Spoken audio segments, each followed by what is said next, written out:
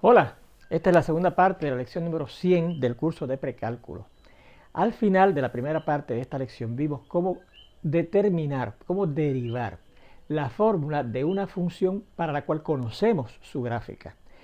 Y le dijimos que ese era el proceso contrario, usando terminología matemática, el proceso inverso de lo que habíamos visto antes, que yo les daba a ustedes una fórmula para que a base de una función base que estaba incluida en esa fórmula que yo les daba, pues construyéramos la gráfica aproximada de la función de la cual yo les daba la fórmula, ¿verdad? Claro, analizando los coeficientes que contuviera la fórmula que yo le daba comparada con la fórmula de la función base que decidiéramos usar. Bien, pues ahora es al revés. Yo les doy la gráfica de una función y usted, a base de una gráfica de una función base que se le parezca a la gráfica que yo le doy, analiza cuáles son los cambios que ha tenido la gráfica de esa función base y va acomodando los coeficientes en la fórmula de la función base hasta obtener la fórmula de la función cuya gráfica yo le doy. ¿Ok? Bueno, ya habíamos visto dos ejemplos. Vamos a ver este par de ejemplos adicionales. En este tercero, mira, yo le doy esta gráfica que aparece negra, ¿verdad? Que empieza aquí, en este punto, en el punto negativo 2/3, negativo pi. Sube curveando de esta manera y una vez llega al eje de x empieza a curvear de esta otra forma, hacia arriba, ¿verdad? Como hacia así. Hasta que llega al punto 0 pi, ¿ok? Bien. Y usted se pregunta, ok, ¿a cuál gráfica se parece esa que yo le acabo de dar? Bueno, pues hay muchísimas gráficas que usted conoce, ¿verdad? Pero vamos a usar, como estamos en esta parte de las funciones circulares y ya al final, esto de las funciones circulares inversas y lo de las restricciones de las funciones circulares, vamos a usar esas últimas dos tipos de funciones. Pues mire, yo encuentro que esa gráfica que yo le doy, que se extiende de esa manera, se parece mucho a la gráfica de la función seno inverso. ¿Por qué? Porque fíjense que, como dijimos, empieza en un punto, ¿verdad? Empieza a curvar de esta manera. Y una vez llega al eje de x, no se empieza a curvar de la otra manera hasta que sigue subiendo. Ahí termina en otro punto. Fíjense que no hay flechas ahí, ¿verdad? No hay flechas aquí. Así que definitivamente esa gráfica que yo le doy en negro se parece mucho a la gráfica de la función seno inverso que la tengo dibujada e identificada aquí con tintas rojas, ¿verdad? Bien, pues entonces yo digo, bueno, pues mi fórmula tiene que contener la función base seno inverso. Bien, vamos a ver qué contracciones o expansiones contiene esa gráfica que yo le doy comparada con la gráfica de la función seno inverso. Lo primero que yo noto es que, como dijimos, ¿verdad? Esta gráfica en negro empieza con respecto a la de y en negativo pi. La d, la función seno inverso, empieza en el eje de y en negativo pi medio. O sea que fíjese que donde empieza la negra es el doble, ¿verdad? Porque si usted multiplica negativo pi medio por 2 da negativo pi, de donde empieza la gráfica de la función base seno inverso, ¿verdad? Y se extiende la negra hasta pi, que es el doble de hasta donde se entiende la gráfica de la función base, que es la del seno inverso, que es hasta pi medio, ¿verdad? Si usted multiplica pi medio por 2, da pi. Así que fíjese que esta gráfica que yo le doy tiene una expansión vertical de la gráfica de la función seno inverso, que es nuestra base. Al doble, ¿verdad? Se duplican todas las coordenadas de todos los puntos de la gráfica de la función base, ¿verdad? Y por lo tanto, ¿cómo usted atiende esa expansión vertical que sufre la gráfica de la función seno inverso para que nos dé esa? Pues hay que multiplicarla por 2. Por eso que yo aquí añado en la fórmula que estoy formando un 2 frente al seno inverso. ¿Lo ven? Bien. Vamos a ver si aquí también notamos alguna expansión o contracción horizontal. Pues mire, sí. La gráfica que yo le doy, mire, yo encuentro que es más estrechita que la gráfica de la función base, ¿verdad? Porque fíjese que la gráfica de la función base en el eje de x se extiende desde negativo 1 hasta 1. O sea que tiene un ancho, podemos decir así, ancho de 2 unidades, ¿verdad? De negativo 1 hasta 0 va una unidad y de 0 a negativo 1 va otra unidad. Un ancho de 2 unidades. Sin embargo, la gráfica de la función que yo tengo, fíjese que empieza en negativo 2/3 en el eje de x y termina en 0, ¿verdad? Así que el ancho es 2/3 de unidades. O sea que las dos unidades originales de la función base seno inverso se reducen a 2/3. A 2/3 de ellas. O sea que ese ancho hay que dividirlo entre 3, perdón. Se reduce a 2/3. Así que por lo tanto, eso quiere decir que hay una contracción horizontal de la gráfica de la función seno a una tercera parte de ella, la función seno inverso, a una tercera parte de ella, ¿ok? Bien, ¿y cómo yo remedio eso? Pues las x que son las que determinan, ¿verdad?, lo horizontal, hay que multiplicarla por 3, porque recuerde que si usted tiene aquí un factor que acompaña al x mayor de 1, eso causa una contracción, que es lo que hemos visto que ocurre aquí, horizontal, en la gráfica de nuestra función base, que es la del seno inverso, ¿verdad? Y como es a una tercera parte, pues hay que multiplicar por 3, para que sea mayor de 1, que ahí es que ocurre una contracción, y por el factor 1/3, ¿verdad? El recíproco de ese coeficiente numérico que acompaña a la x. Si hubiese sido una expansión, este valor tenía que ser menor de 1, ¿verdad?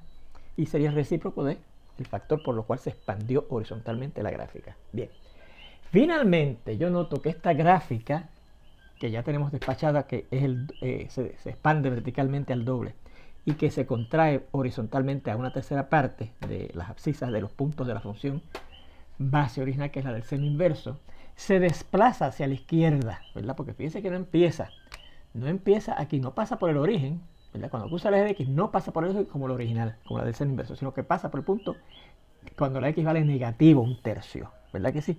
Así es que hubo un desplazamiento horizontal hacia la izquierda de 1/3 de unidad de distancia, ¿verdad?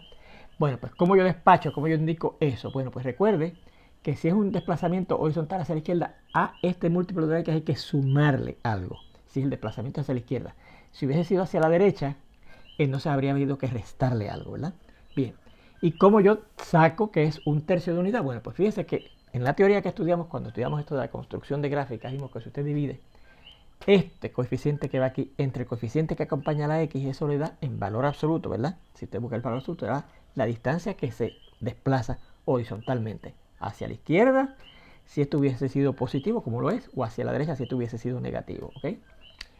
Y como es, repetimos, hacia la izquierda, pues tiene que ser positivo. Y como la distancia es 1/3, pues, y yo tengo que dividir esto entre esto, pues si yo tengo el tercio ya de aquí, pues lo que me falta es 1 acá. 1/3 es la distancia que se va a desplazar horizontalmente hacia la izquierda, porque estoy sumando esa cantidad aquí, ¿ok? Bien, pues ahí tenemos la fórmula que corresponde a la gráfica, a la función cuya gráfica es esta que yo le estoy dando, ¿ok? Muy bien, pues vamos entonces a ver este cuarto ejemplo.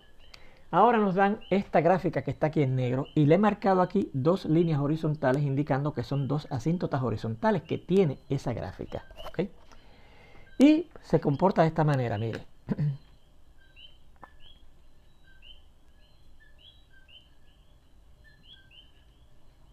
Ajá, mire. Hace esto, ¿verdad? Y se mantiene entre esas dos líneas que son aparentemente, obviamente, asíntotas de esa gráfica que yo les estoy presentando, ¿verdad que sí? Pasa por un punto y entonces empieza a curvear de esta manera para acercarse a esa asíntota horizontal de arriba, y pasa de ese punto hacia abajo y empieza a curvear de esta otra manera hasta tratar de acercarse a esta otra asíntota horizontal que hemos marcado ahí. Así es que yo digo, bueno, esa es la gráfica que nos dan y se comporta de esa manera, ¿verdad? Tiene dos asíntotas y curvea de esta manera sobre ese punto y curvea de esta otra forma más abajo de ese punto. Y digo, ¿a cuál de las funciones, de las gráficas, de las funciones que yo he estudiado últimamente se parece? Pues yo le digo que se parece a la gráfica de la función tangente inversa de x. Porque fíjense que esa, que es la que he dibujado aquí en rojo, según aquí dibujé en rojo la gráfica de la función base, que era el seno inverso, tiene esta forma, mire. Hace así, según viene esto curveando, llega a un punto y empieza a curvear de la otra manera.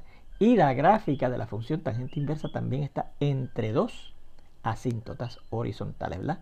Que pasa por pi medio y pasa por negativo pi medio. Fíjense que las asíntotas horizontales de esta otra pasan por pi cuartos y por negativo 3 pi cuartos, ¿ok? Bien. Pero eso no impide, ¿verdad? Para decir se parece, definitivamente se parece a la gráfica de la función tangente inversa. Así que para formar nuestra fórmula yo empiezo diciendo, bueno, pues será la fórmula, esa gráfica será la que corresponde a la función y igual a la tangente inversa de algo. Bien. Bueno, vamos a fijarnos en este punto, que es donde cambia la forma de curvear, ¿verdad? Fíjense que viene curveando así y después curvea así. Igualmente aquí, curveando así y después curvea así. Y fíjense que ese cambio de curveo ocurre en el origen, en la gráfica de la función base, que es la tangente inversa de x, ¿verdad que sí? Pero ese cambio en el curveo no ocurre en el origen para esta otra, sino en este punto. Y fíjense qué pasa en ese punto. Ese punto será entonces este mismo punto que juega ese papel en la gráfica de la función tangente inversa, de que cambia la forma de curvear en él. Se movió aquí. ¿Y cómo se mueve aquí? Pues mire, con un desplazamiento horizontal hacia la derecha de una unidad y un desplazamiento vertical hacia abajo de pi sobre 4 unidades. ¿Lo ves? Así que eso quiere decir que la gráfica de la función tangente inversa sufrió esos dos desplazamientos. Este desplazamiento vertical hacia abajo de pi sobre 4 unidades, que lo despacho restándole a la fórmula de la función tangente inversa, que es mi base, pi sobre 4. Porque esa resta de esa cantidad a la función hace que la gráfica de esta función base se desplace hacia abajo esa cantidad de unidades, ¿verdad? Pi sobre 4 unidades. Fantástico. También noto, como dijimos, que además ese punto, además de recorrer, de desplazarse hacia abajo, pi sobre 4 unidades, se desplaza hacia la derecha una unidad. Pues eso quiere decir que a la x, ¿verdad? Yo le tengo, como es hacia la derecha que se está desplazando, restarle.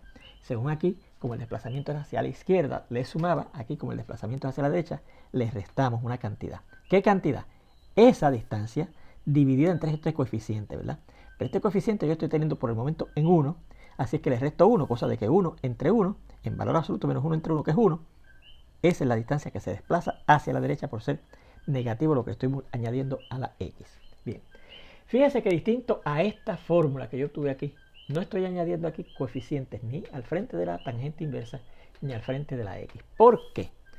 Porque fíjense que yo alego que esta gráfica que obtuve aquí verticalmente ni se expande ni se contrae. ¿Cómo yo lo sé?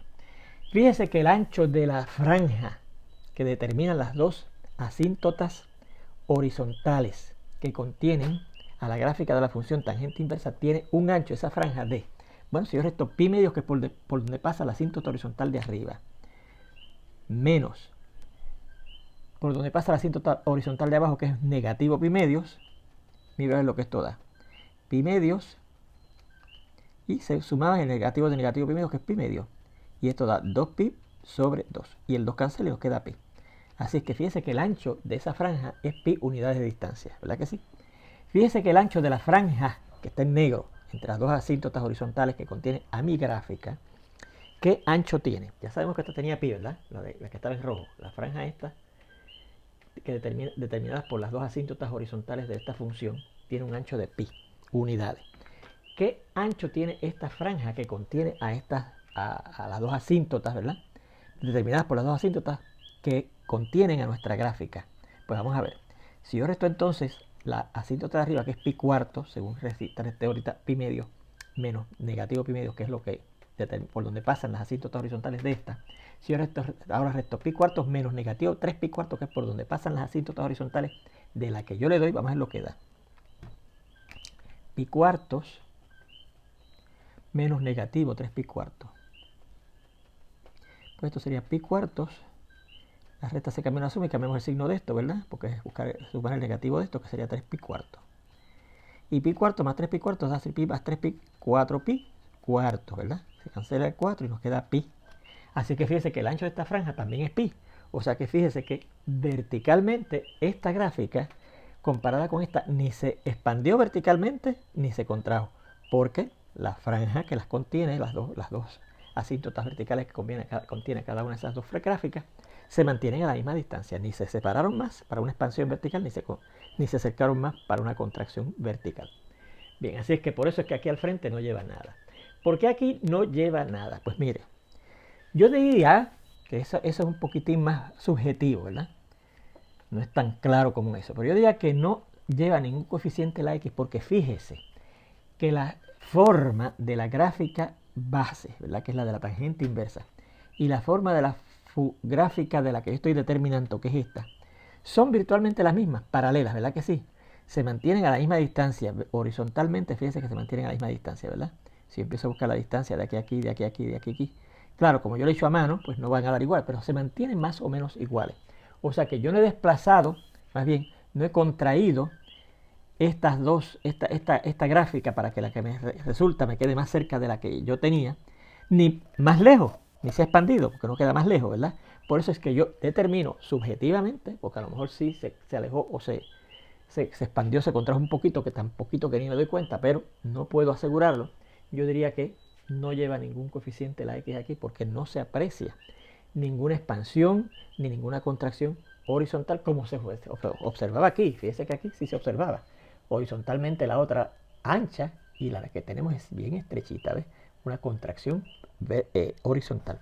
Pero aquí fíjese que no, fíjese que se mantiene más o menos a la misma distancia a todos los puntos, ¿verdad? O sea, no se acercó ni se alejó.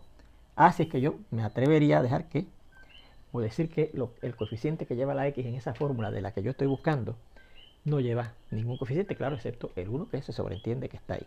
Así que yo diría que esa es la fórmula que corresponde a la gráfica, a la función que generé como gráfica, esa que yo le di. ¿Okay? Así que tenemos ahí ese segundo ejemplo. Y de hecho sería el cuarto ejemplo que yo vimos en la primera parte, en la segunda parte, sí, de esta lección número 100. Dos ejemplos inicialmente, ¿verdad? Y ahora tenemos estos dos ejemplos luego. Bueno, hay otro tipo de problemas que también podemos bregar con lo de las funciones circulares inversas y funciones que son las restricciones de las funciones circulares. Fíjense en este primer ejemplo, nos dice resuelva la ecuación literal y igual a 5 más 3 por el coseno inverso de 2x menos 1 para la x. ¿Por qué es una ecuación literal? Bueno, eso lo estudiamos desde el álgebra elemental. Una ecuación que tiene más de una variable. Mire, efectivamente tiene dos. Tiene la y y tiene la x. Pero de las dos, si yo la dejo así, yo diría que la incógnita es la y porque está resuelta para la y. Pero el problema dice que no. Que la incógnita es la x porque quiero que la resolvamos para x, que está aquí. ¿Verdad? Pues recuerde cómo usted resuelve una ecuación para una incógnita. Trata primero de dejar esa incógnita sola en uno de los dos lados.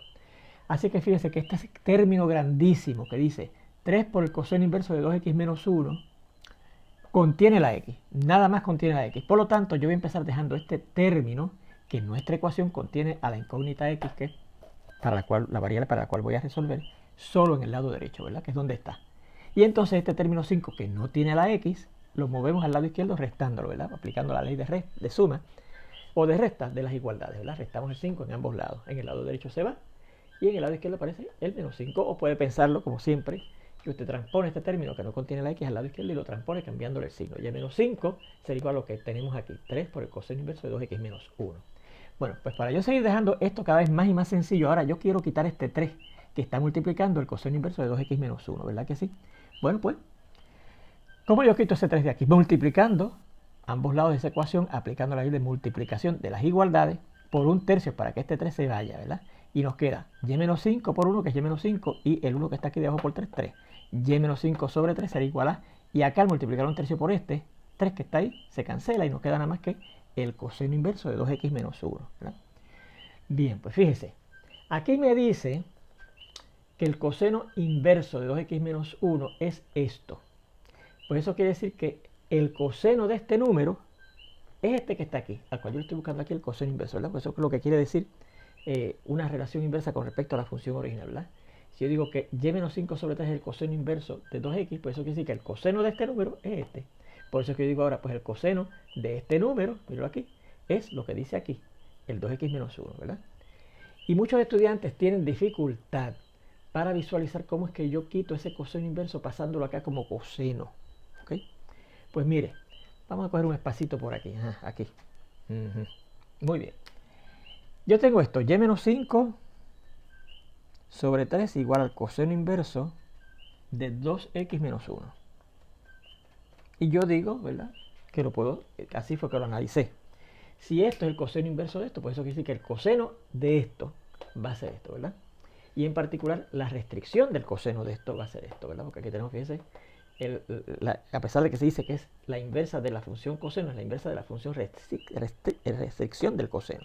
Así que acá pasaría la restricción del coseno de esto, va a ser esto, ¿verdad? Pero se lo pongo aquí con letra mayúscula. La restricción del coseno de este número que está acá es este número que está aquí. Pero fíjense cómo algebraicamente yo podría hacer esto, matemáticamente, ¿verdad? Yo digo, bueno, pues como esto es igual a esto, si yo le busco a esto que está acá la restricción del coseno de eso, pues tendría que buscarle a esto que está acá la restricción del coseno, porque si esto es igual a esto, ¿verdad? Míralo aquí, esto es igual a esto. Si lo busco algo a esto y se lo busco a esto, sigue siendo igual por sustitución, ¿verdad que sí? Así que en el lado derecho, vamos a ponerlo aquí en una parte, en una página, en una línea aparte. Si yo busco el coseno, restricción del coseno de y menos 5 sobre 3, pues si le busco la restricción del coseno a esto, como esto es igual que esto, es lo mismo que si buscar la restricción del coseno de esto que está acá, ¿verdad? El coseno inverso de 2x menos 1. ¿Sí? Bien. Y entonces en el lado izquierdo nos queda la restricción del coseno de y menos 5 sobre 3. Pero en el lado derecho, fíjense que yo digo coseno del coseno inverso de esto. Y recuerde, como usted dice, una función de algo es la composición de esas dos funciones. Y como esas dos funciones son la inversa una de la otra, cuando usted compone una función con su inversa, da la función identidad. Así que esto sería aplicar la función identidad a 2x menos 1. ¿Y qué hace la función identidad? Que relacionaba cada cosa en su dominio con ellas mismas. Así que si yo busco el coseno del coseno inverso de esto, que es decir, la identidad de esto, da eso que está ahí, 2x menos 1, ¿ves? Así que si no lo ve así, ¿ves? Decir que si esto es el coseno inverso de esto, pues entonces la restricción del coseno de esto es este número. Pues si lo ve algebraica o matemáticamente de esta manera, pues verá que efectivamente ocurre eso, ¿verdad? Que la restricción del coseno de y menos 5 sobre 3 es lo que dice ahí 2x menos 1. Bien. Bueno, vamos a dejárselo ahí para aquellos que quieran copiarlo, ¿verdad? Y ahora recuerde que yo estoy resolviendo para la x y tengo aquí un término solito que tiene la x. Pues vamos a dar ese término solito que tiene la x aquí sumando en ambos lados este 1 para que se vaya ese 1 que se está retando aquí del lado derecho, ¿verdad? En el lado derecho, izquierdo, perdón, cuando yo sume 1, pues tendremos eso mismo, 1 más lo que estaba ahí, más la restricción del coseno de y menos 5 sobre 3. Y acá cuando sume 1, se va el negativo 1 ese que estoy ahí sumando, o ese 1 que estoy restando, y nos queda nada más que el 2x. Y ahora finalmente, para dar la x sola, que es lo que yo quiero, pues tendría que multiplicar aplicando la ley de multiplicación de las igualdades en ambos lados por el recíproco de 2 para que se cancele este 2, ¿verdad? Y nos quede la x solita. Y efectivamente eso es lo que ocurre. Cuando yo multiplico un medio por 2x, este 2 cancela y nos queda la x sola, que por la ley simétrica la voy a colocar en el lado izquierdo. Y en el lado derecho, pues al multiplicar esto por un medio, pues será esto por 1, que da eso mismo, 1 más la restricción del coseno de y menos 5 sobre 3 sobre, y abajo de todo esto que hay un 1 por 2, del 2 que está aquí abajo. Y esa sería la solución de esa ecuación para la x. X es eso, ¿ok? Bien, fíjense en este segundo ejemplo que dice, demuestre esta identidad. El seno inverso de x es el coseno inverso de la raíz cuadrada de 1 menos esa x al cuadrado, donde la x le dice que va a estar desde 0 hasta 1. Que le dan ese dato. Bueno, pues vamos a ver, yo quiero demostrar que esto es lo mismo que esto. Pues mire, yo voy a empezar llamando t a esto que está en el lado izquierdo, al seno inverso de x. Bueno, pues si t es el seno inverso de x, pues eso quiere decir que el seno de este, más bien la restricción del seno de este, es este número, ¿verdad que sí? Lo mismo que tenemos aquí. Si y menos 5 sobre 3 es el coseno inverso de 2x menos 1, pues la restricción del coseno de esto que está aquí es esto que está aquí, ¿verdad? Pues fíjense que es algo parecido. Si yo tengo algo igual a la función inversa circular de algo, pues eso quiere decir la restricción de esa función inversa de esto, el seno mayúsculo, ¿verdad? De la x, de la t, será esa x que está aquí, ¿ok? Y ahora digo donde esa t va a estar entre 0 y pi medios. ¿Por qué? Porque mire, si yo estoy buscando, diciendo que la x es el seno de la t, mira aquí la gráfica de esa fórmula, ¿verdad? De esa función, x igual al seno de la t.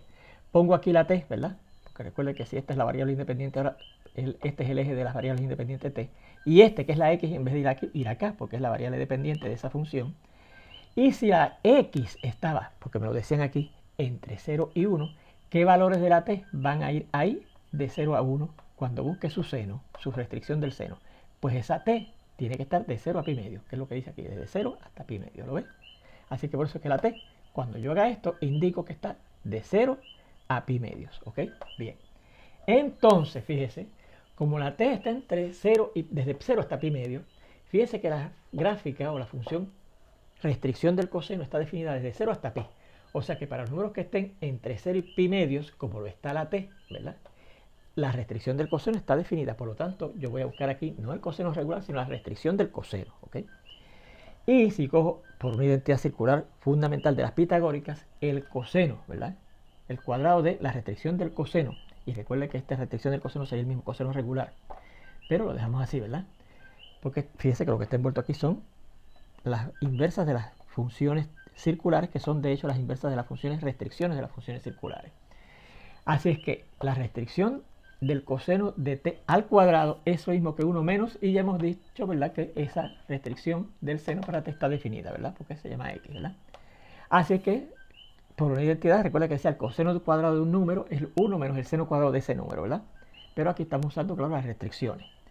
Y entonces, pues eso será, si yo sustituyo en esta expresión, dejo el 1 quieto, menos, y el seno lo sustituyo. Recuerde que el seno, mire lo que dice aquí, que el seno de t, ¿quién era? X, ¿lo ves? ¿Por qué? T es el seno inverso de la x.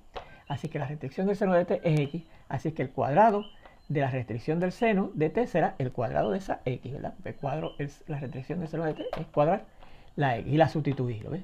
Sustituí restricción del seno cuadrado de t por la x cuadrado, que es lo mismo, ¿verdad? Cuadré esto, cuadro esto y lo sustituyo aquí por eso, ¿verdad? Bueno, pues eso es la restricción del coseno cuadrado de t, ¿verdad? Pues ¿cómo yo paso de la restricción del coseno cuadrado de t a la restricción del coseno de t? Pues buscando la raíz cuadrada, ¿verdad? Y si busco la raíz cuadrada de esto, como esto es igual a esto, pues es lo mismo que buscar la raíz cuadrada de esto. Porque esto, por sustitución, es lo mismo que esto. Sustituimos, quitamos esto y ponemos lo que es igual a él, ¿verdad? Y entonces la raíz cuadrada de la restricción del coseno cuadrado de t es el valor absoluto de la restricción del coseno de t. ¿Se acuerdan? Por álgebra intermedia. Una raíz par de algo que esté elevado a esa misma potencia es el valor absoluto de ese algo, ¿verdad? Y acá pues no podemos hacer nada, la raíz cuadrada de 1 menos x cuadrado, porque ni es exacto ni se puede simplificar. Bueno, pues si el coseno, la restricción del coseno de t en valor absoluto es eso, la raíz cuadrada de 1 menos x cuadrado, pues eso quiere decir que la restricción del coseno de t puede ser eso mismo o el negativo. Y yo digo que es el positivo, no el negativo. ¿Por qué? Porque fíjese que la t era un número que estaba entre 0 y pi medios. Y si está entre 0 y pi medios, su punto trigonométrico está en el cuadrante 1 y en el cuadrante 1 todas las funciones circulares para números cuyos puntos trigonométricos están en el cuadrante 1 son positivos. Por eso digo, por donde seleccionamos la posibilidad positiva, porque de hecho cuando yo quite el valor absoluto puede ser que sea más o menos, pero escogimos la positiva, pues el punto trigonométrico que le corresponde a t, al ser t un número que está entre 0 y pi medios, pues está en el cuadrante 1, donde todas las funciones circulares son positivas, incluyendo la del coseno y el valor correspondiente, que es la restricción del coseno, ¿verdad? En consecuencia, mire, t, que recuerde que habíamos dicho que era el seno inverso de la x, pues será también, mire, si la restricción del coseno de t es esto, pues la t será el coseno inverso de esto que está acá, ¿verdad?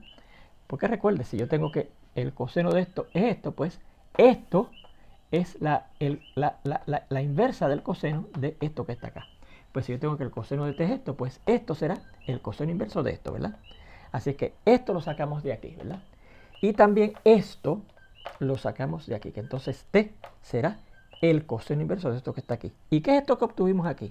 Mire, esto que obtuvimos aquí, observe que es precisamente la expresión que yo quiero probar en esa identidad. El seno inverso de x es igual al coseno inverso de la raíz cuadrada de 1 menos x cuadrado. Eso, claro, si la x está entre 0 y 1.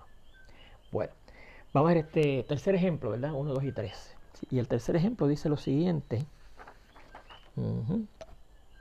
Bien. Vamos a escribirlo aquí. Dice. Vamos a escribirlo aquí. Acá. Dice.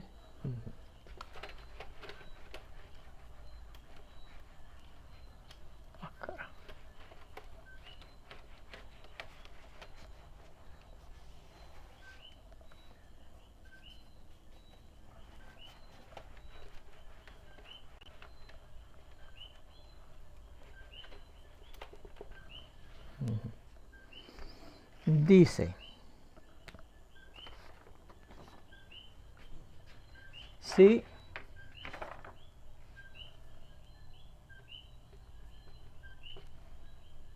el coseno inverso de negativo 3/4 es W, halle